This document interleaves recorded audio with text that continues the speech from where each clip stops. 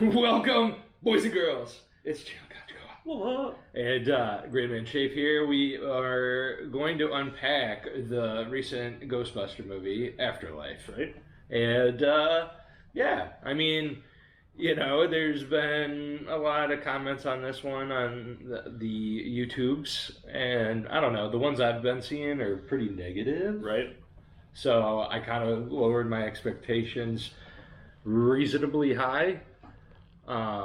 So I don't know so I guess on a level of I've been looking forward to this movie for, I guess a while. When I announced it, honestly, I kind of lowered my expectation. I think it was a plateauing of events for me, at least. Oh, announcing the Ghostbusters. Nothing to take away from the ladies' Ghostbusters, but it just didn't feel like the Ghostbusters, canonically. Yeah. And so with this movie, they're like, okay, they're gonna give it another whirl. We'll see what happens. And then they're like, oh well, everyone's returning. And I'm like, oh, well, they returned the other one, but if they're just gonna be like, hey, I'm Joe, Bob, guy over here.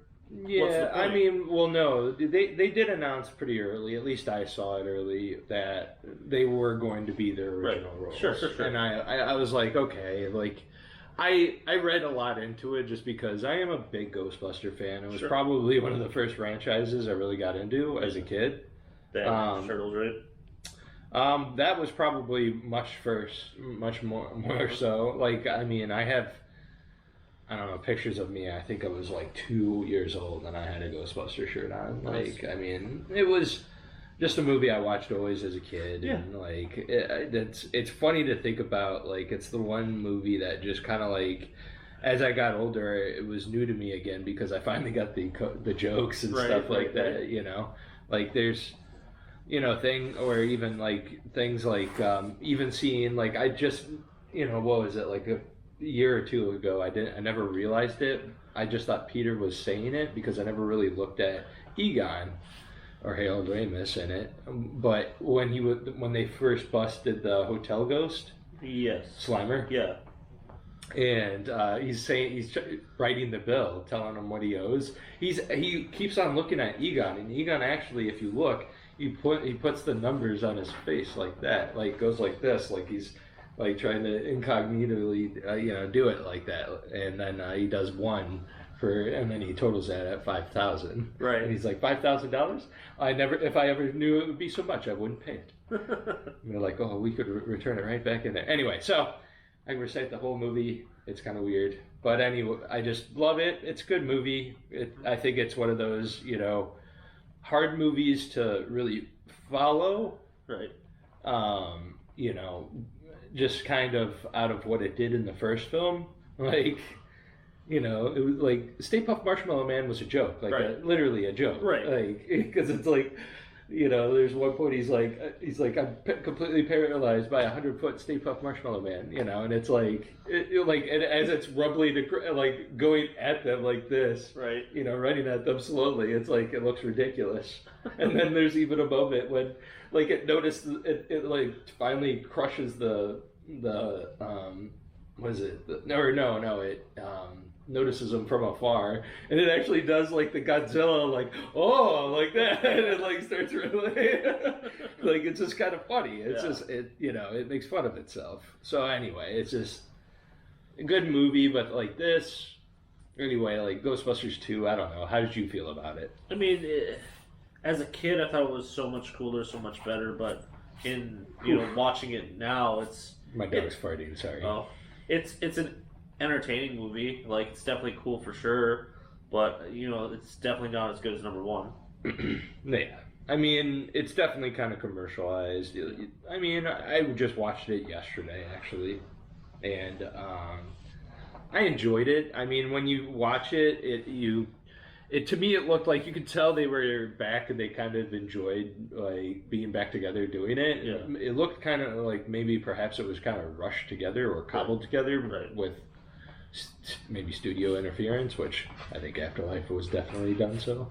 But I don't know. Anyway, it was good. I enjoy it. I think you described what my opinion of it is perfectly. I mean, So going into this particular movie, like, expectations were mixed. Well, what did you think of the 16 one?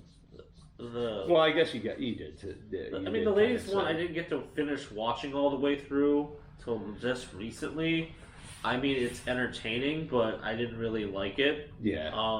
Nothing against the acting or the people in it.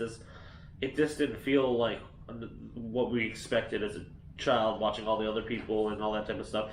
It had good one-liners. It was entertaining at parts. It just didn't hit for me as much as 1 or 2 did, but it was entertaining.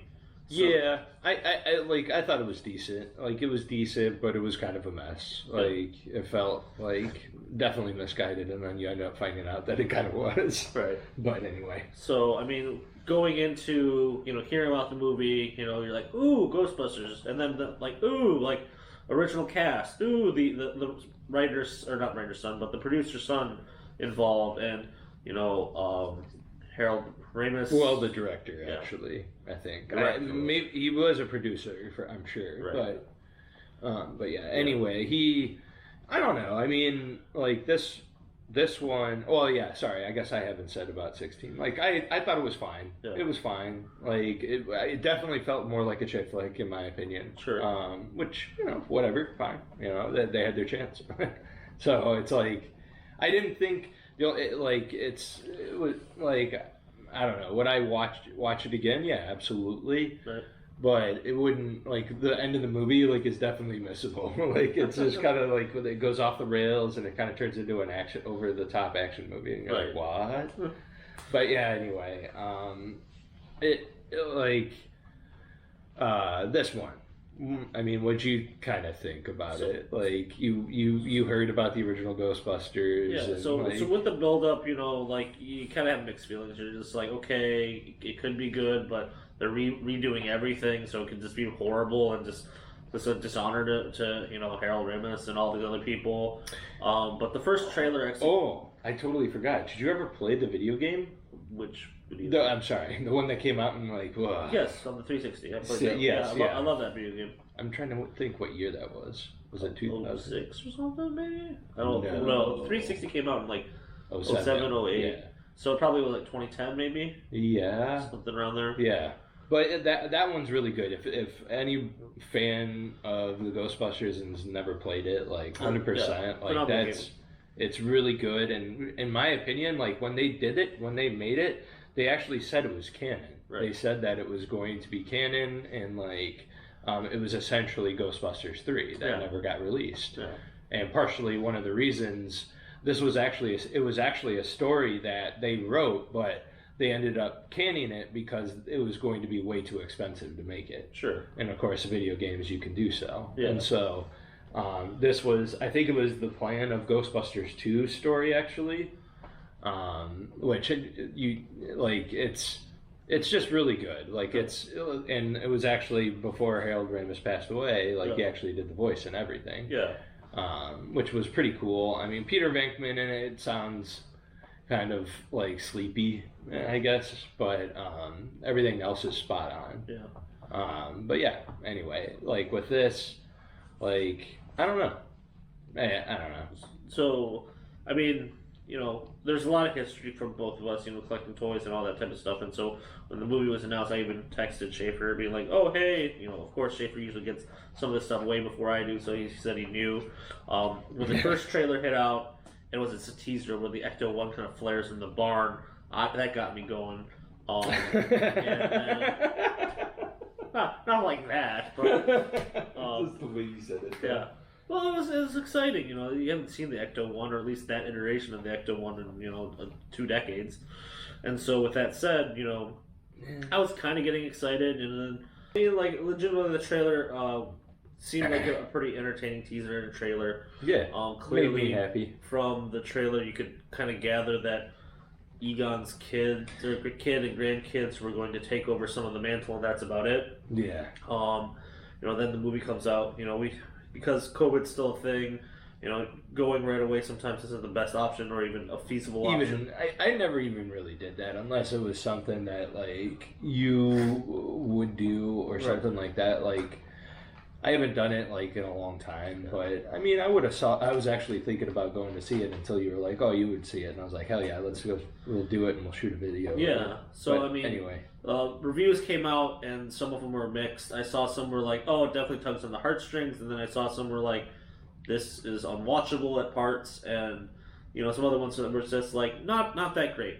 So I tempered my expectations. yeah. I watched a lot of. I watch Red Letter Media and who else? Hack the Movies a little bit, but not that much, but some. Anyway, Yeah. I'm trying to think, but Red Letter Media tore it apart. Not like I don't know. I mean, anyway, my expectations, like I said, were very low. Like Mine weren't that low. My thought process was, it will be enjoyable, and there will probably be some points where I would be let down. That was my walking in point. For me, lo and behold, honestly, I really enjoyed it. I like it. I don't think it's a horrible movie. I don't think it's as bad as some of the reviews that I read. Yeah, I'm clearly a fan, so it is targeted to me with the feels, the nostalgia, and just some of the old-timey type of stuff that was in it. sure. It was a little hammy with it, though. I think. Don't get me wrong; you could definitely have that, but I think there was maybe a little too much of it, and it was a little too corny at times. You're just kind of like, oh, okay, come on. Like, I think in terms of just the movie as a whole, I would say definitely a B tier movie for me, if not B plus, depending on the situation. For me personally. Yeah. If we're going to go on a letter scale, or even it's a solid B, I would say, 100%. So the thing is like, the young girl who played the granddaughter, I think she did a phenomenal job. Yeah, she was definitely the breakout in this film. Very convincing, very, could tug on the heartstrings, likable, and that type of thing. The mom, or the daughter of Harold Ramis, Egon, did well. She wasn't horrible, but nothing special. Paul Rudd was funny and his normal self, and he apparently always is trying to market Baskin Robbins like it's his job. But maybe he has a stake in the company or something. The interesting thing is when he was stumbling through the mountains, you could just tell he was trying to draw his inner Rick Moranis, and the way that Rick Moranis would stumble around the city when he became the gatekeeper, the keyholder, Keymaster, excuse me. Yeah. But like definitely some points where predictability came through. Definitely some points where you knew what was going to happen, but it was an enjoyable movie. It definitely points dug at the heartstrings. I could see grown men crying at this movie if possible or needed to. Sure. But what were some of your thoughts? I mean, we're going to get into spoiler regions here now. So the Wii U. Yes, the usual, my spoiler alert thing. But I mean, like, so premise, I guess this general premise of it, but like we'll just like get into the meat and potatoes of it. I would say technically, like you get kind of like you're introduced to the family and everything, and it like, is this movie a comedy? Yes and no. Yeah. I don't know. To me, this movie is a Ghostbusters 2. Yeah. Like, it's not really that funny as the first films, and it takes itself a little more seriously. Where, I watched the second one yesterday again to just kind of brush up on both of them. I haven't really seen the second one in a while. And, in that one, it's a lot more serious, whereas the first film, it's subtle jokes the entire time, really dry. And this may sound blasphemous or SNL old school or crazy, but this at this point, and it's just fresh in the head, probably sits higher than 2 but below 1 for me. This particular movie. Okay, so this is better than number 2 for you. Okay. I mean, I don't disagree. I mean, I wouldn't disagree. I couldn't say that you're wrong for thinking that. Right. It's I think it's a very good movie. It's well done. Like, what really does it is the McKenna Grace, I think is her name. Right. She's really great as Phoebe is the character, and like we were saying earlier, she when she gets into it and everything, she's fleshed out well enough, and she's essentially Egon Jr. Yeah. But which is kind of neat to see because the mom's like just a drunk, and the brothers. I wouldn't say she was a drunk. I mean, she did have like a picture where she's passed out from wine, and then there's she was drinking. She definitely was a not successful adult, and she was definitely having challenges. Yeah, because the relative premises is she lives in California or wherever the hell she's at. I can't even remember. Yeah, it doesn't really matter. They're there for a little, just the opening scene. Essentially, she's broke. She gets evicted, and the only property she has is her grandfather's property, and so they move there. The city's super weird, but you kind of, if you're a Ghostbusters fan, you know that the names are very key in all the other stories. Shandor, Ivor Shandor, and basically he was a Gozer worshiper, and like going in, I think like with a lot of people with what they were frustrated with is it's like they were like, oh, it's basically the same story from the first film, and it's like, yes, it is. But like you were also going into it knowing that, of course, if you watch the trailers, like it's. I mean, even still though, like the difference between like Ghostbusters 1 and this one is like, yes, you're facing the same opponent, and so you need to summon that opponent the same way. You need the two idols or whatever you call them. Whereas if you compare this to like Episode 4 and Episode 7, they're the exact same movies through and through. With the planet that destroys planets or moon or whatever. But yeah, so like, this family, Egon's family, tries to matriculate into the city, and then, things go bump in the night, and you kind of figure out what's going on, which is kind of funny if you think about it in a full circle realm. Like, this happenings only happens because the granddaughter lets the spirit go. Yeah, well, it's either the keymaster or the gatekeeper, right? They release. Well, it's the teacher, not the kid. Right. Remember, he's like, I always wanted to do this. Yeah. So there's that, but the thing is it's different because like you're actually killing Gozer now, right? Yeah. I mean, here's the one thing I will say: Paul Rudd, like, I love that man. Like he's just like he to me he seems like he's such a likable guy in real life, but he in this movie it just looked like he was having such fun, and like you could tell he was like fulfilling one of his like younger fantasies of like being in this film. Like it was. I just loved his character. Like there were a lot of things like when they were opening the ghost trap, and he's like, I've always wanted to do this, right? Because that's totally a line from the first film. It is the first film. I think so. But yeah, anyway, that was great. I mean, what was it? What did you think of the brother? What is his name? Finn. Yeah, I mean, I thought it was Trevor. Well, no, Finn Wolfhard's the actor. Oh, okay.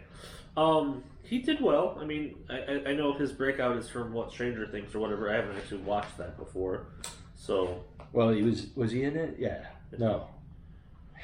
Yes. Right. Stranger Things or It, one of the two. Oh. See, that's how bad it is because it's all blending together because it's all 80s references. But I mean, either way, like for him, he did well. I mean, it wasn't like bad acting by any stretch. I mean, it was just like young teenager with trying to find love / figure out life and. Yeah, I thought it was well. Like honestly, what was done for the most part, like with the new characters, I thought was done well. Like Podcast was funny. Yeah, he was kind of like a Ray surrogate almost, if you will, like super into everything. And... He reminded me of who's the Asian guy in Spider-Man right now? The friend. Chris? Is it Chris? No. I'll think of it. But yeah. Aaron? Huh? Is it Aaron? I'll find it. But anyway, it reminded me a lot of that at that point. Yeah, I mean sidekicky to to Phoebe. What was his name? Yeah, Podcast. Sorry. Yeah. But Podcast, and then now here's the real question. What was the girl's name? I don't even know. Don't know. It wasn't rememberable. Anyway. I mean, she played the typical girl interest person. Well, what was the brother's name? Trevor, I thought. Was it Trevor? Okay, Ned. Ned was the friend in Spider-Man. Ned. Damn it. And then... It was odd like that. Damn. So Callie's the mom. Gruberson was Paul Rudd. Yes. Trevor was the son. Okay. Phoebe was the girl, which was considerably different. Huh. Then we got Podcast, which is Logan Kim. Lucky was the girl. Lucky. Okay. Interesting. But yeah. How did we not know that? I don't know. It's the same name as the dog in Hawkeye. Yeah, I know. That's wild. Anyway. But yeah, I mean, the young cast was good. The build up, the climax, or the lead up to the battle scene was interesting because you find out that yes, Egon abandoned himself in this town, but it wasn't because he's a mad scientist. It was he was trying to protect the world, and definitely set up in a photon pack array to keep the enemies or ghosts at bay. Yeah, basically because it was like a well. Yeah. So what? Souls or something like that? Essentially. I don't know. And so Ivan Shandor, right? Was all Ivar. Ivan. No. Ivan. Ivan. Yeah. Right? Yeah. Ivan Shandor? No. Ivor. That's what it is. It's Ivor. Sounds wrong. No, trust me. Ivor Shandor. Yes. No. That was J.K. Simmons. Ivo. Oh, it's J.K. Ivo. Simmons. Yeah. You didn't know that? No. Yeah. I had no idea. Yeah, because I said I was like it's Triple J. Oh, J. Jonah Jameson. Yeah, and I was trying to think of his real name. I was like, God damn it, J.K. what, and Simmons. Anyway, but either way, he was. Ivo was there, and you know, who was Gozer? I thought it was fucking Olivia Wilde. Olivia Wilde. Okay, yeah, uncredited. Huh. I knew it. How did you know? I don't know. It just looked like her. I was like, it looks like Olivia Wilde's face. That's the one who's married to Sudeikis, right? Yes. Okay. And she had, I think they have 2 kids. Yeah, something like that. Yeah. Something like that.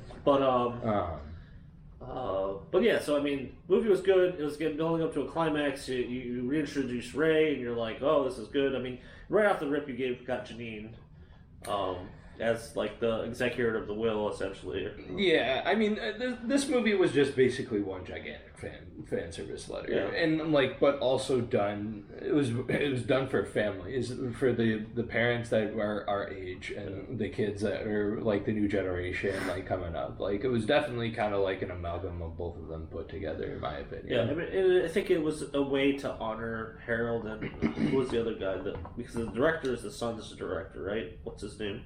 Ivan. What was his last name? Reitman. So yeah, this was definitely just like a thank you and we love you type of letter in this movie format to Harold and Ivan. No, Ivan's still around, bro. He even produced it. I thought 2 people were dead for this. No, just Harold. You sure? I'm confused now. But either way, I'm getting my horrible facts horribly misconstrued. Maybe you're thinking of Star Wars. Maybe, I don't know. But yeah, I mean, it was just like, you know, a thank you letter to Harold and things of that sort. So it's done very well, in my opinion. I think it was an entertaining movie. There's definitely some points where you kind of didn't know how you wanted to feel about it. I think that was something that you wanted to bring up, like the reanimation of dead people. The story in this was a little badly written, in my opinion, because there's stuff that didn't line up. Like Gozer just chose whatever form Gozer wanted. Like Gozer had it wasn't neither man or female, and like the fact that there was a statue of Gozer, what Gozer looked like, it's like nobody knows what Gozer looked like. Like it was formless. Like that, so that was kind of stupid to me. Took me out of the movie a lot. And then what was the other thing? Like, you write this stuff, and it's like, how does a fanboy remember it, but you don't? Right. But anyway. Oh, yeah, him going crazy and the other Ghostbusters not believing him. That was something where I was kind of like, what, really? Like, Ray, of all people, would never abandon Egon. Like, never. Like, those 2 were inseparable, practically. Like, they were best friends. Like, it was just kind of like, when Ray does the exposition dump on the you know, the daughter, it's kind of like, well, what? Like, you know, like, that doesn't make sense to me as a person, like, knowing the franchise and everything else like that. It's like, well, I mean, yeah, friendship like lasts forever, but I can definitely see with even personal like sometimes strong friendships fall apart, you know. Like, but 30 years though, that's the other thing. No, but and think about it. The circumstances is this, like, yeah, they've been together for 30 years, but the thing is so, they're broke, right? Yeah. They're barely getting any cases. So now it's money because they're not only partners, but they're friends, which where you don't kind of depend on companies, think not in that sense, but other senses, right? Being friends with your coworkers. I mean, Ray's explanation in the movie is he basically took everything and ran. Right, without explanation. Yeah, and so it's like, which is also out of character, it seems like a little bit. And so, like, you don't really get his explanation, obviously, right, because he dies in the opening. But it's kind of like, I don't know. I feel like it's kind of out of place, and it's just kind of like I wish that they would have done something differently with it. In my opinion, I kind of feel like they shouldn't have been estranged. It should have been that he just went to live out in Oklahoma and researched something, right, and found something, and died finding it, and then it brings, the family members, the kids and everything into it because they inherit the house. They're the only next of kin. Sure. And stuff like that. I just think the way that they did it this way just kind of felt like it was I don't know, little shameful towards Harold Ramis's character Egon in the movie, a little bit more so, just because it's like, why did he have to be a dick? Like, why couldn't he have just had a daughter?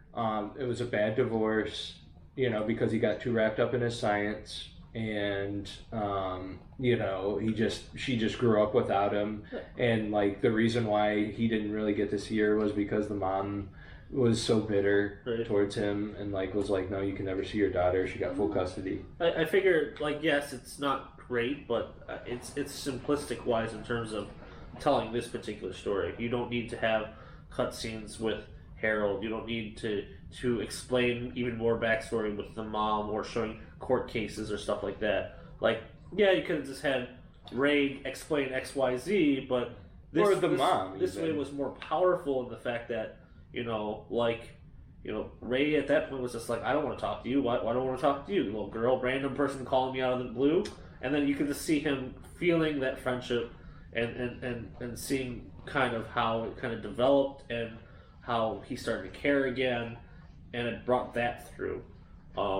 Anyway, was there anything that you felt that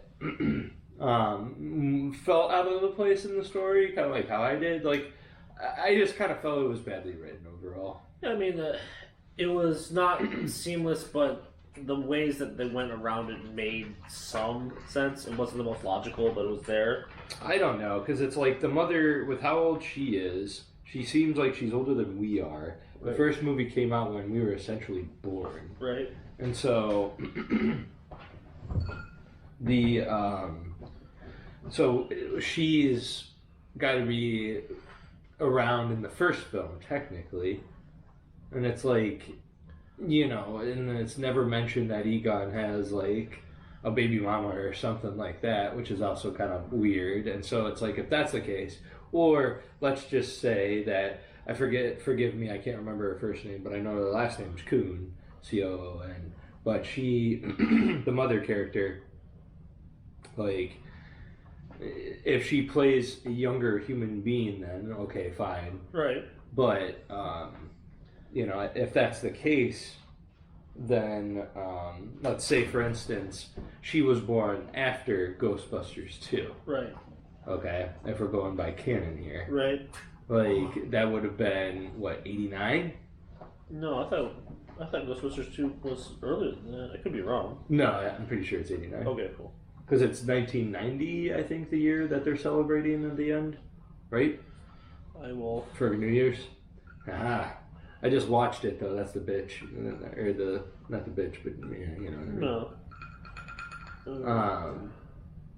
89, yeah, you're correct. But yeah, it's... Yeah, I mean, complete seamless storytelling that isn't completely there. Well, I'm just disappointed because this movie was written by Ivan Reitman's son, Jason, yeah. Right? Okay, Jason Reitman.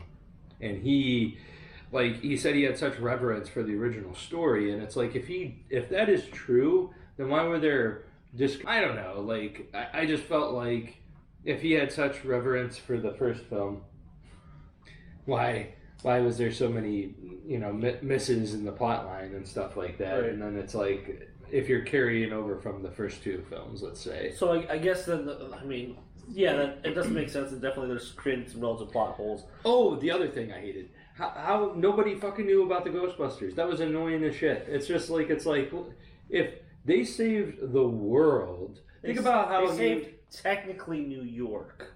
Yes. It was the world, but technically New York. Well, regardless. But think about it 9/11, for instance. Right. But you also had the internet, you had mass media news. I guess. It was 2001, though. Yeah, so it's 11 years after. But mass media 2. news. Yeah, it still would have been world news. It's like a paranormal threat, blah, blah, They blah. were on Larry King Live, for God's sakes, remember? Yeah, but even still, like, think about it. How many people who actively... Well, but Larry King passes away, right? Sure, but regardless, big... Like, they were all over public media. Sure. So that's the thing that upsets me is it's like... Because... In the second movie, it was a little forgivable because it was like, okay, yes, it was 84. Like, nobody was really recording that at the time. Right.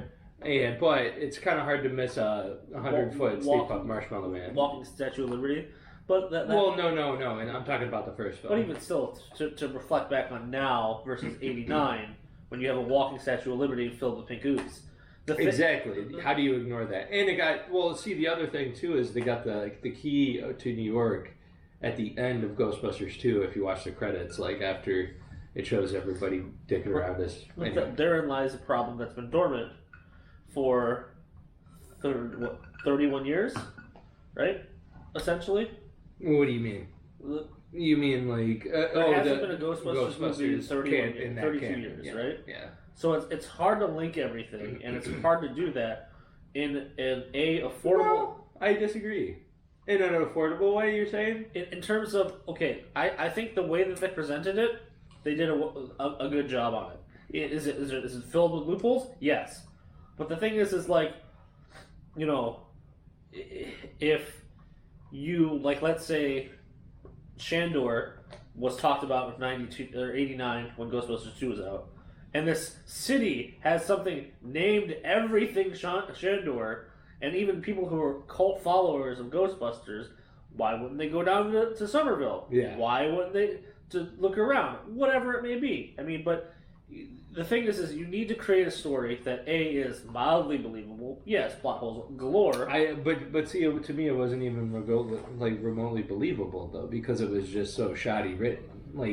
Because it's like, if that was the case, that he moved down there, and it's like literally there's all this stuff, and let's say this happened in 1990 because New Year's Day happens in Ghostbusters 2, that was 1990. Sure. So let's say it happens in 91.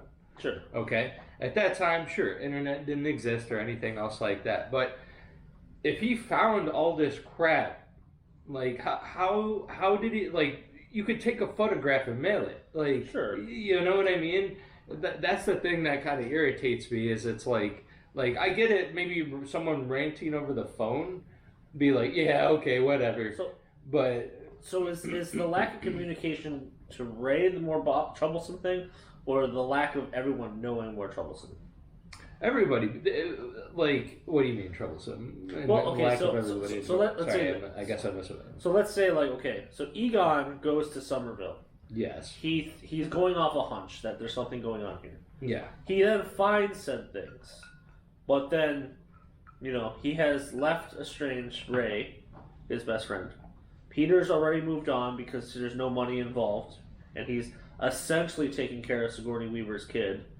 Well, it sounds like and they kept it canon that they stayed together. It sounds like. So he needs to pay some bills, and Sigourney can only do so much as an art restoration person, right? Well, no, she's a musician. She plays the right.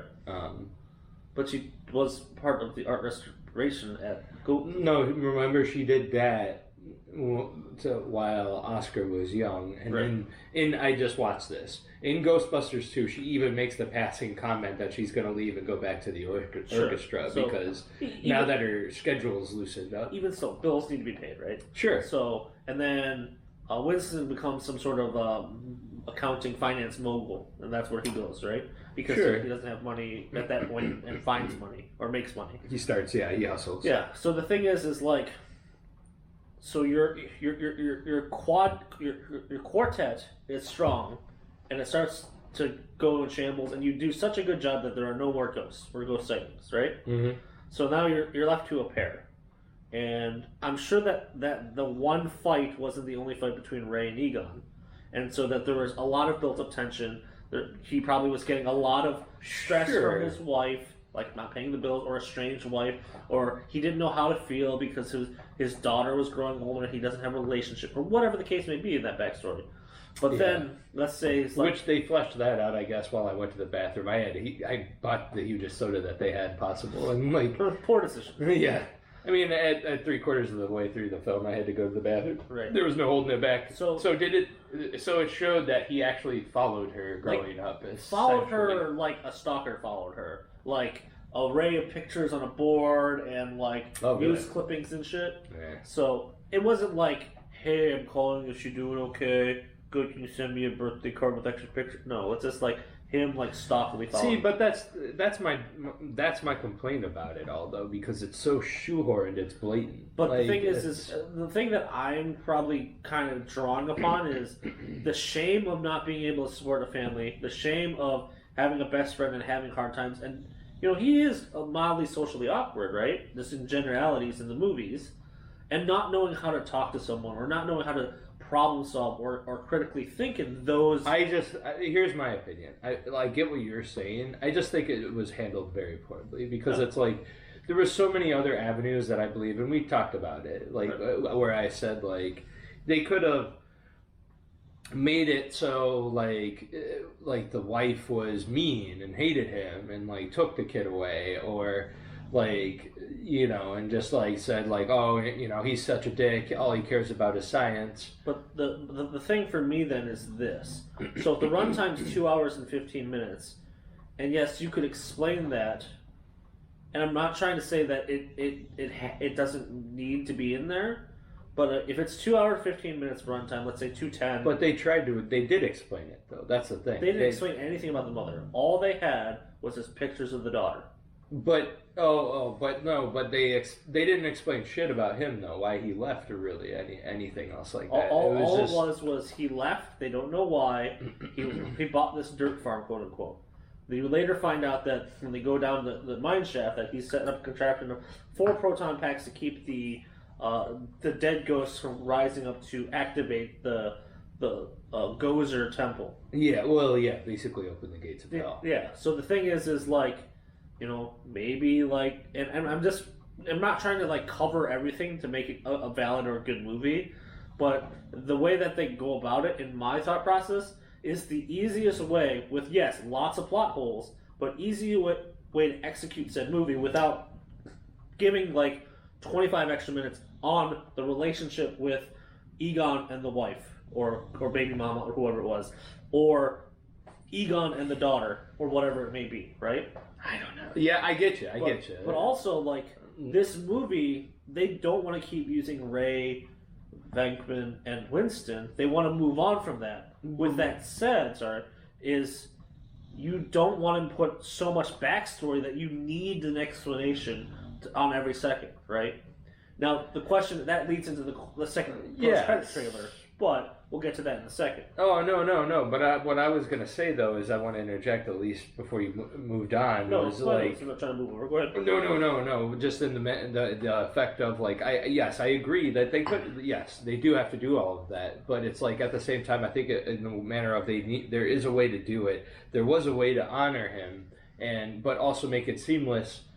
More so in the fact you don't have to explain everything. Sure. But I mean, I think you just have to give an overlying story that draws a better picture, or at least doesn't have as many plot holes in this case. And like because I felt like it was just kind of like, oh yeah, well because of this, and like, oh, he went kind of crazy and we didn't believe him, and it was like. So what 20 to 25 minutes would you cut out of said movie now to allow for that story arc to be completed? Well, a lot of people hated on the Walmart scene, which was a total commercial, I'll admit. Sure. But I actually enjoyed it. Yeah. It was good enough. It was 2 minutes, right? Yeah. I mean, I know why they did it. They probably had budget issues, and it was like, yeah, calling Walmart. Walmart's like, yeah, fuck yeah, let's do this. Yeah, Baskin Robbins. Good. Yeah.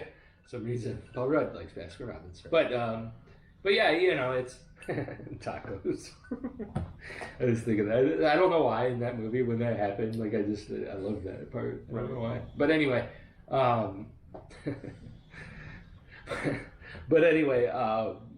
Ghostbusters. But yeah, so I just feel like it could have been constructed a lot better. I feel like there's so many people fucking working on these films. Like, how did nobody catch this and say, hey, wait a minute, like, this, and like, I don't know. It's interesting to me. Yeah, I mean, I totally get where your argument is, and it's completely valid. There is a bunch of question marks, but also, like, if you think about it, like, okay, so maybe budget was tight. They needed Walmart to cut some of the investors' bankroll, and they're like, okay, let's shoot one of this 3-minute Walmart scene. What's Walmart's greater value? That's a brand. Yeah, let's make sure we got a couple 15 shots good of that. Yeah. And this Doritos, yeah, let's get Doritos on board. Let's get them in here. Let's get Baskin Robbins in here, or whatever, So I mean, it was like. Well, go ahead. Sorry, you didn't make your point. No, I mean the thing is like, I understand like totally where the plot holes are there. I understand where explanation is necessary, but the execution poor at times, yes, but it made sense to me.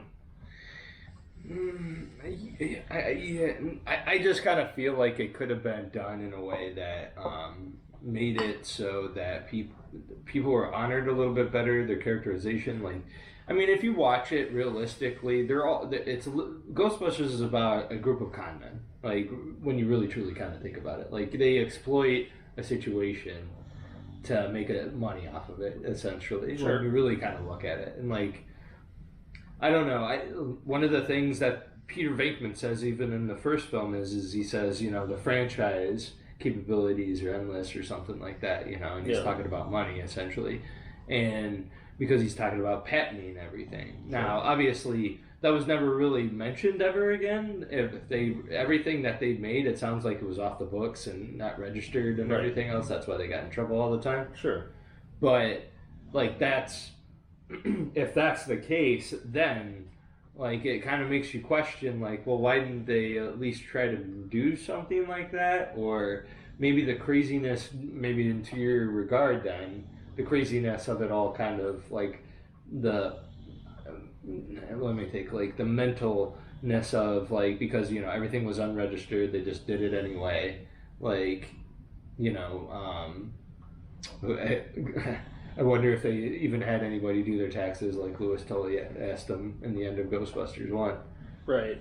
I don't know. It sounds like it's not, but that's my thing, is it's like, how do you but they even had the throwaway line that ghosts haven't shown up since the incident in 1990, I guess, too. Yeah, I forgot about that throwaway line. So, I mean, that's the thing. Like, like, it's hard to pay homage to a series or anything like that in great detail without offending people, without also not making some continuity areas and issues. But I think do you think that though? I don't think so. I think it can be done. It can be done. Because think about every sequel that's been done in every movie series. But I'm saying in the standpoint of a sequel with an extremely long delay in the middle. Because how can you create a bridge 22-year gap? You could, dude. There's so many ways. It's endless. Like I think you're narrowing it down. Like you can. It's just like, here's the thing that they could have done. There's literally 30 years of shit that could have occurred. Like, think about it. The options are limitless almost. Like, they went with the family route, which was fine. Whatever.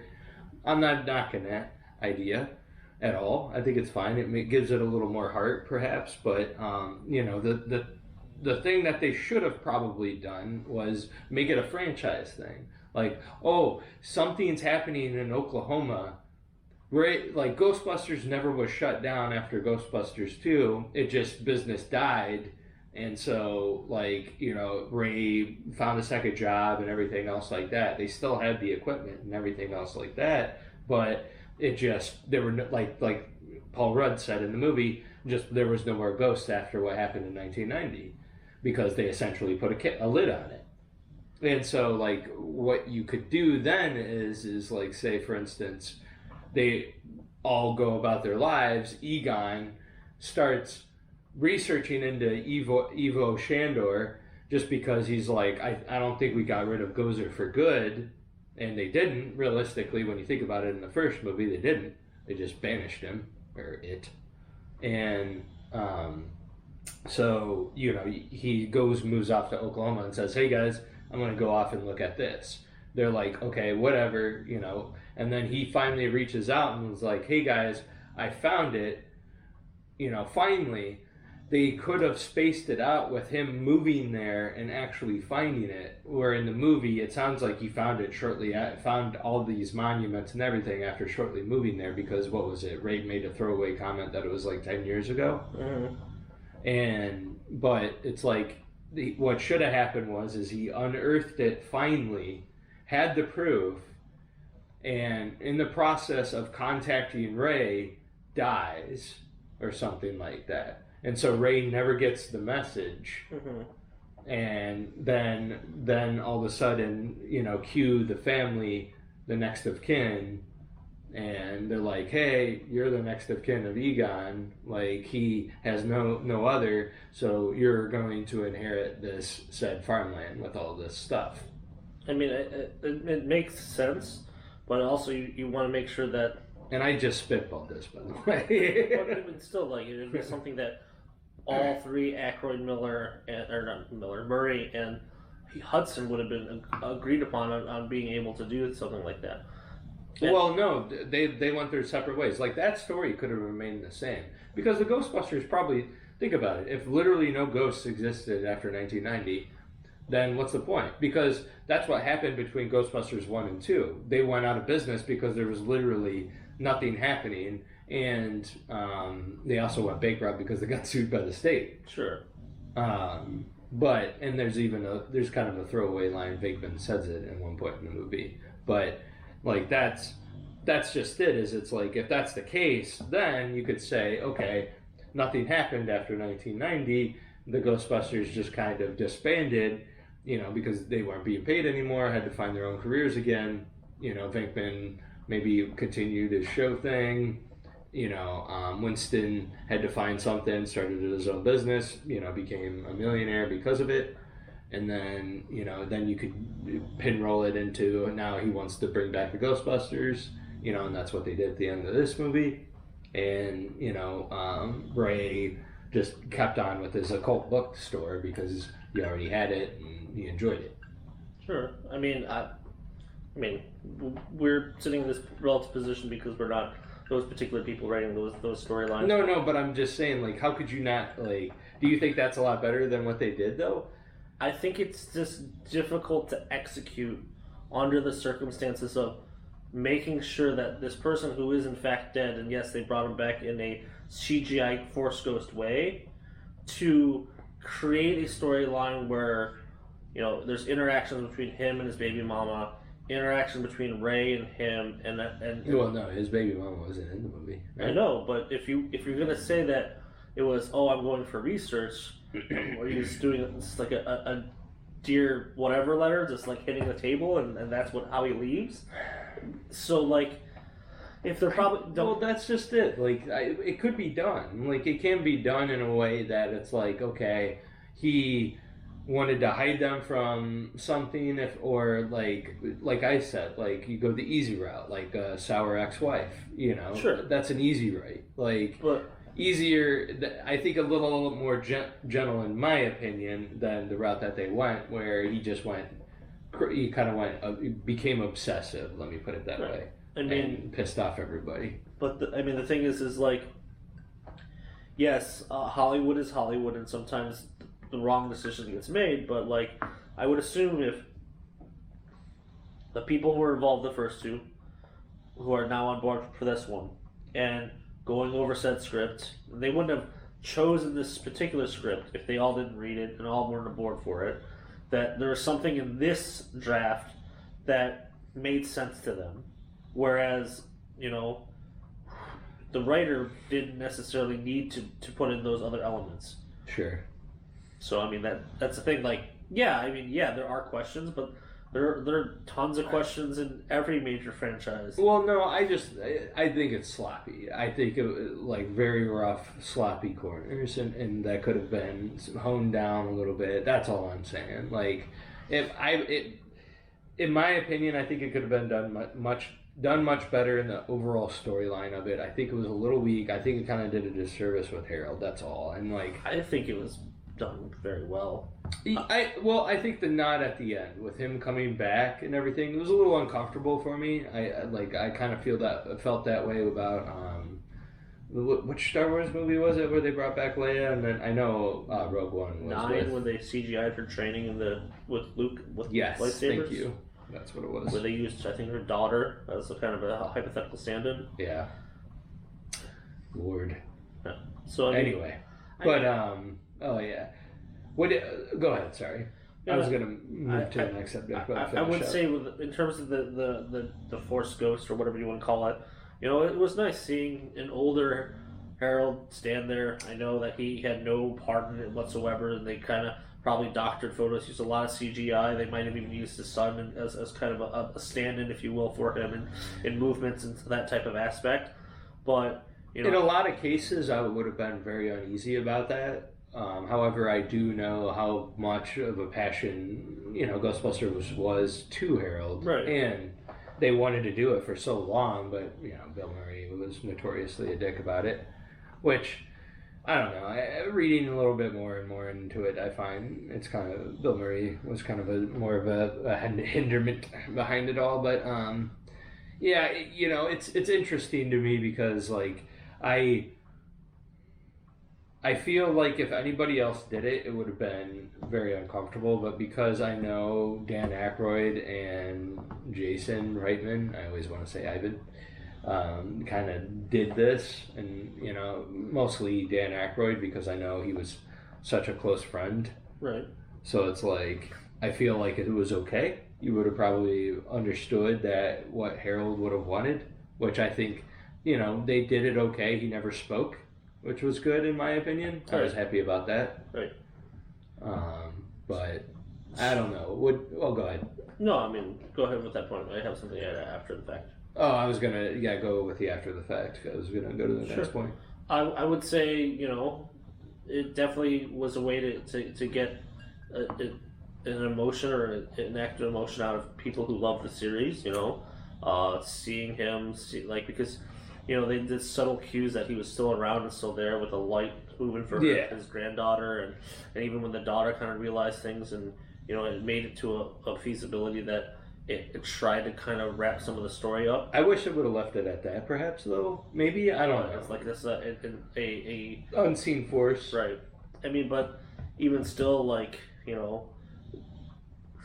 don't know, maybe that was what his son wanted to see and just give... to me, the introduction of the original three was a little corny. Of course. But I think they could have done it a little differently. Because they were like the Deus Ex Machina, at the end, basically, and like... Where else are you going to, like, kind of fundamentally put them in and then get a recruiting story out of it, too, like, she reaches out randomly that over 32 years, the phone number is the exact same, and he has a landline in 2021. Exactly. But the thing is like, it works, and he clearly knows Winston, because according to the end teaser... Winston's still playing the rent for the book building, and him and Vecman still talk at some point, so it's the quickest rallying cry. And then on top of that, like, the movie should be, yes, a homage to Harold, but also you can't just insert those three,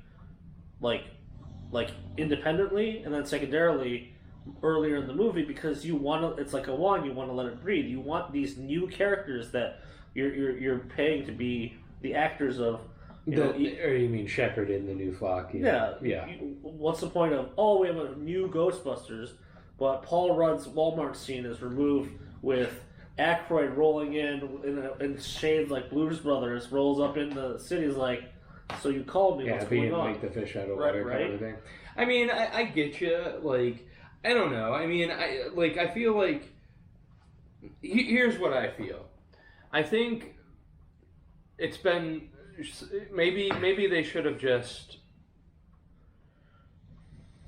had it to the point where, like, I understand why they're kind of going the kid route. It's probably the most profitable. I understand that. That's probably why they really went with kind of like the young kid feel on this one. But I mean, in my mind, like what I truly wish that they really went for was just a team up of what they originally were supposed to do before they turned it into all women was just a new team of Ghostbusters taking up the mantle. And like where like the original 2 movies did happen, right. But you know these new characters are going to take it over essentially. So, and my counter to that is yes, that would be very good and very easier to explain. But then for people who are movie watchers, like who watched the 2016 Ghostbusters or whatever year it was, and like, well, this is just a remake of the ladies one. Why are these just random? No, I mean, yeah, after 2016, you couldn't really do it. But I think you could have done it in a certain regard. You could have probably even said, like, after the second movie, they did move it in. Because you had 30 years of unknown history. Right. So it's like, maybe they did become successful, and they turned it into a franchise. Right. And, like, you know, they had a Boston segment, a Detroit segment, a Oklahoma City segment, a Los Angeles one, right. Like, you know, fuck Los Angeles. How does nobody think of that? Los Angeles of all places. Do you know how many fucking ghost stories we could inch out of that? Think about it also.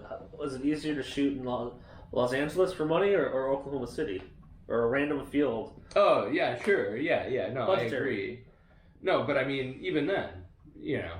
So I mean, to kind of wrap things up a little bit to not be extremely long-winded, like, you know, we both agree it was a good and entertaining movie. There's definitely faults to it.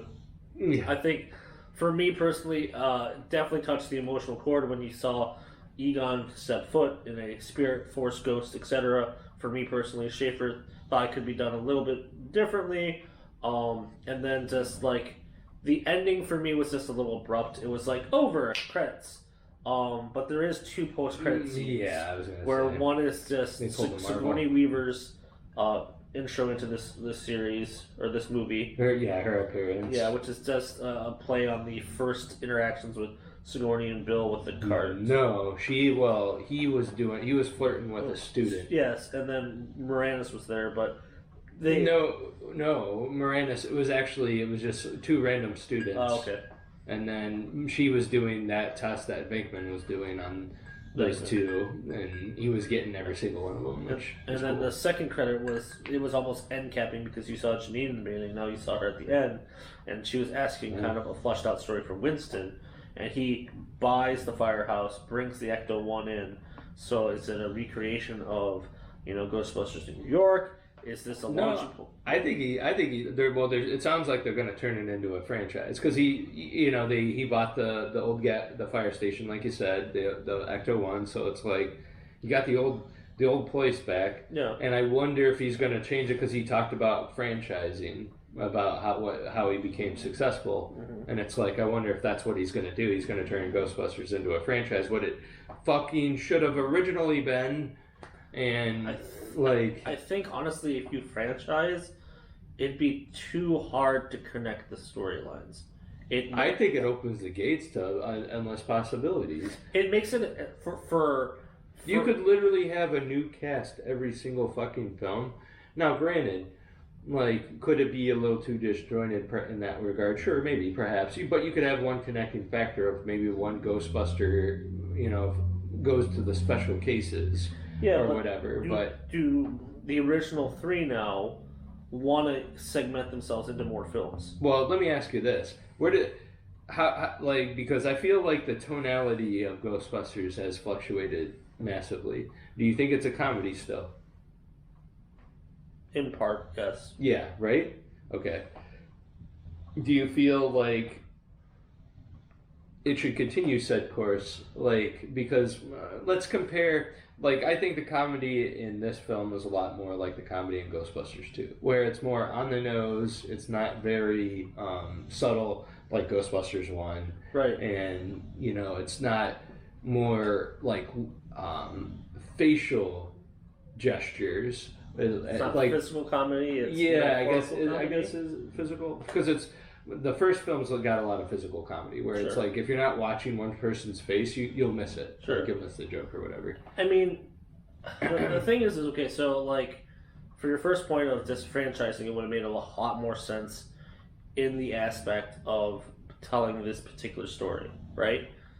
I think if you franchise the concept of Ghostbusters, it muddies the water to a fact that creating a tangible storyline would be difficult. So, like, let's say, like, okay, they franchise, and Egon goes to Oklahoma, but you have the Boston one, the Florida one, and then you got the LA one, and each person is now in a different city, different state, or whatever, and they're just busting ghosts. Like, it's too hard to explain that storyline in that matter of facts, because then you now, like, instead of not even that though. For instance, like, okay, you could go that route, but let's say, for instance, you could still have them leave.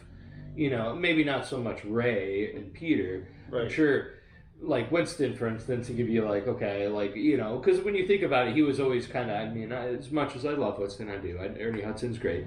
Like, he was always kind of like the throw-in character, because even in the second movie, I didn't realize it until I rewatched it. He wasn't even like. When they came back and everything, it took him a minute to come back, even, because he was kind of unsure. He already moved on with his life, sure, because there was 5 years between what happened in the first film and the second film. Right. I mean, I think it's just, at this point, it's up to the viewer and how they would have liked to see the progressions of Ghostbusters in generalities, and secondarily, like, how they execute it and how you rank the execution. Now, to not, I guess, dwell on this particular topic for much longer, the question is where do you think the franchise is headed, or is this it? Oh, I don't think this is it.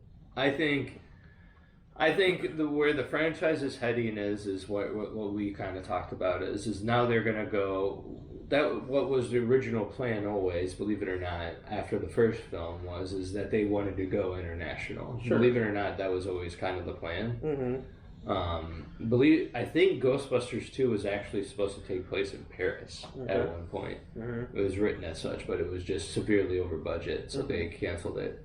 And like, that's what I believe they're going to want to try to do. Maybe not so much international, but more, different states, national, or different, like maybe Mexico. Exactly. Canada. No, well, I mean, dude, any state. Think about it. Like, again, LA. Like, it's such an easy, ripe place for ghost stories and stuff like that. It's like you gotta tap it. So then, is it just Egon's family and the people from Oklahoma being moved to these cities, and then are the original three done? Well, is the teacher, Paul Rudd's character, is he even going to really be around still? I mean, if he's committed to Ant-Man, it's going to be difficult to cast and shoot, right? No, I mean, they got him to do this one, I guess. Yeah, but one movie versus a series, when Ant-Man probably at least has 2 more solo films. Oh, I guarantee you they're not going to shit out Ghostbuster movies like Marvel movies, sure. But that's the question, though. Like, what is that next step? Who is going to be involved? Because do you think the original... Oh, it's Ernie Hudson through and through. Which I'm excited for. I'm like, thank God that guy finally has a goddamn role. A major role, I should say. But, like, that, I think that's really cool that he's going to take it over. Okay. And then, but, like, what do they do? I think, obviously, Phoebe is the pick of who's going to be helping, because Harold Ramis' knowledge essentially has been inserted into her. Right. So it's like it goes that route. the brother. I mean, I don't know. Like podcast will probably be like the marketing or something like that. I don't know. Sure. And what do you think, man? Like, it's like you could. I mean, Do you think they're going to move to New York? Like, what it kind of insinuated. I mean, the thing is, could this be the last Ghostbusters ever? I could see that. Really? Yeah. Oh, I know. They said. Well, they've come out multiple times saying that they wanted this to like basically jumpstart a new. They being generation. the writer director or Dan Aykroyd, everybody. Yeah. Do they want to? Everybody. All three wants to continue making Ghostbusters. Well, they're done. This was their final Ghostbuster As film. actors. Yes, but they part of. They're making. They think about it. Dan Aykroyd owns all of this, right? So of course, he wants it to continue. I'm sure Bill Murray probably owns a fraction of it too. Right. But like the thing that, what they want is like they wanted this story to basically kind of shepherd in the new generation. So what they kind of wanted with the all-female cast. The tough part that they're going to fight with this is now they eliminated the ghost originator of New York and in Oklahoma City now permanently. So Gozer can't be touched no more. Yeah. Technically, she's dead. Well, they ripped her into 1,500 traps or whatever the fuck it was, essentially. Yeah, I mean. So the thing is now what is going to be the new big bad? Now, clearly, at the second end credit scene where the ghost dumpster or whatever it's called, ghost. The containment unit. Yeah, was blinking, which means there was an active ghost in there, right? Well, I don't know what the hell that means because in the movies, the blinking red light meant that it was off or it was sucking the ghost out of the trap. And so the only reason why I know this is because there's this part where Peter's, or I think it's Ray. Is it Ray? I think it might be Ray. I think it's Ray. Ray's explaining the containment system to him. Yeah. And like the blinking red light, only thing that maybe like if there's a leak or something like that and something's coming out, that's what I thought. I was like, okay, maybe that's what it is. So I mean, could I see it end? Yes, I could see it end where this is the end of Ghostbusters. No, I got no vibe from that. How did you get that? I mean, like, you're returning full circle now. Like, yes, there will be more stories told, but I don't know if they're going to actually put money into it like that. I mean, I'm sure they are. Is the director or why wouldn't they? I mean, I don't know. Like, was the nostalgia enough just to have those people in it for people to bring them back, or do you think that? Think about it. Everything's about this. Well, yeah, but like, if you are bringing another Ghostbusters movie into the fold and you have none of the original cast, let's say.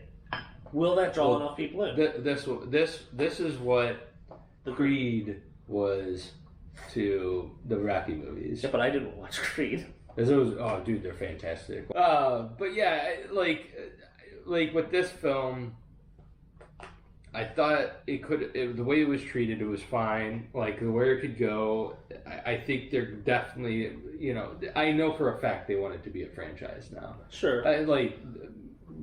Actual people, not like. So unfortunately, they get slated for a time frame like Ghostbusters 4. They're not Marvel, man. Well, no, but even still, they need a placeholder before I can believe it, right?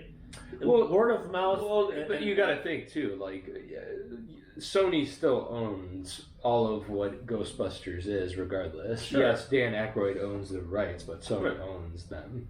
Well, that also means finding a script that Dan Aykroyd approves, that Sony approves, and then is able to run into production. Well, and that, love you, Dan, but really I do. But, he's also been somewhat of a hindrance, I think, to this. Make sure his tequila's in there. Yeah, no, vodka. Vodka, sorry. Hey. But yeah, I don't know. I mean, where they're heading, the promise of where they're heading, I'm kind of excited because I'm kind of like, okay, if they kind of take this into a route of where maybe it's like, young kids having fun ghost busting and make it more of like a kid franchise, okay, fine. I'll be okay with that. Right. I wouldn't be upset. But I hope they don't do that. I hope they kind of go like what Ghostbusters was originally intended and was originally intended for. Right. I don't know. I mean, we'll have to see. I mean, hopefully I can eat my words and not think that this is the end-all be-all for Ghostbusters. I understand that they want it to be a franchise, but I think there's a hill to climb to make sure it gets into production, and Wow, dude.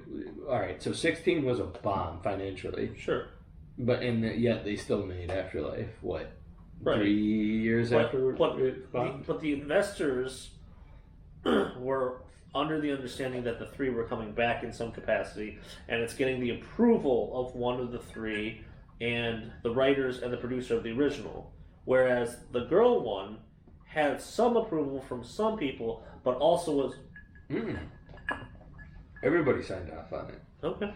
Everybody. I followed it because I was just like I was hopeful for the all-female cast one. Will not lie. I and like when it came out, I definitely laughed. I thought it was funny. Now, yes, was it poorly written? Absolutely. Good God. And yes, were there parts where I was just kind of like, really? This is what we got? But again, I went with my now ex-wife and my mom at the time, and they were laughing they were fucking cackling their heads off. So I was like, it's a chick flick. Paul, what's his name? Not Hemsworth. No, the guy who directed the film. Oh, I have no idea. Fuck, it's Paul something. Anyway, Giamatti? no. Yeah. Paul Reiser? No, that's actually close. But anyway. Paul Coffey. Yeah, Paul Coffey. God, defensive mid. Anyway, we Michigan joke.